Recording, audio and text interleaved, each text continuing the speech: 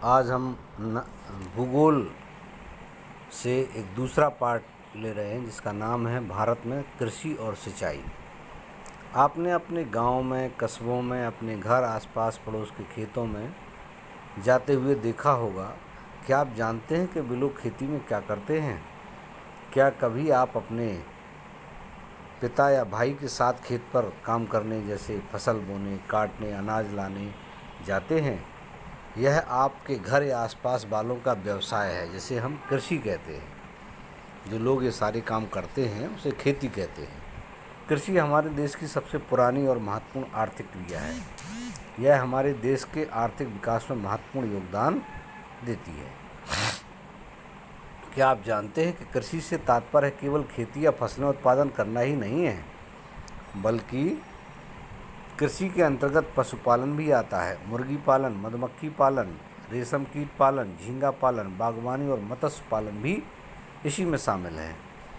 मनुष्य अपनी आवश्यकताओं की पूर्ति के लिए जिन पौधों को उगाता है उन्हें फसल कहते हैं। पशुपालन के अंतर्गत वे पशु और पक्षी शामिल हैं जिन्हें मनुष्य अपने उपयोग के लिए पालता है। वानिकी और मत्स्य पालन को भी कृषि के अंतर्गत रखा जाता है। सोचिए कि सबसे पहले लोगों ने खेती करना क्यों प्रारंभ किया होगा। पुराने समय से लेकर अब तक खेती करने के तरीकों में बहुत अंतर आया है। इसे जानने के लिए आप अपने घर या गांव के बड़े बुजुर्गों से चर्चा कीजिए कि उनके खेती पर करने का तरीका क्या था। अब आप के गांव के लोग खेती कैसे करते हैं, तब क्या था और अब क्या है। पहले गांव में खेत जोतने के लिए बैल का प्रयोग किया जाता था, और किंतु अब इस काम के लिए सब ज़्यादातर ट्रैक्टर से हो रहा है। ट्रैक्टर कृषि का एक आधुनिक उपकरण है।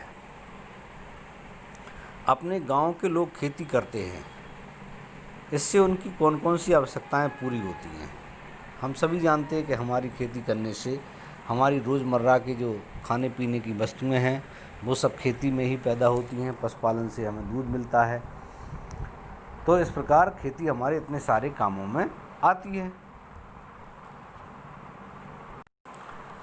जो कृषि केवल स्थानीय आवश्यकताओं की पूर्ति के लिए की जाती है उसे हम निर्वाह कृषि कहते हैं। कहते हैं ना, सिर्फ पेट पालने भर की हुई, उसमें से हम कुछ बेच नहीं सकते। और जिस खेती का मुख्य उद्देश्य बाजार में फसल बेचना हो उसे हम व्यापारिक कृषि कहते हैं। इसे फसल विशिष्टीकरण भी कहा जाता है। भारत हमारा एक कृषि प्रधान देश है। हमारे देश में लगभग 55% लोग आज भी खेती पर निर्भर हैं। देश की कुल राष्ट्रीय आय का लगभग 17%, मानो देश में अगर 1 रुपया पैदा होता है तो 1 रुपये में 17 पैसे खेती से आते हैं। विभिन्न प्रकार की जलवायु तथा विविध मिट्टियों के कारण देश में लगभग सभी प्रकार की फसलें हमारे यहाँ पैदा की जाती हैं।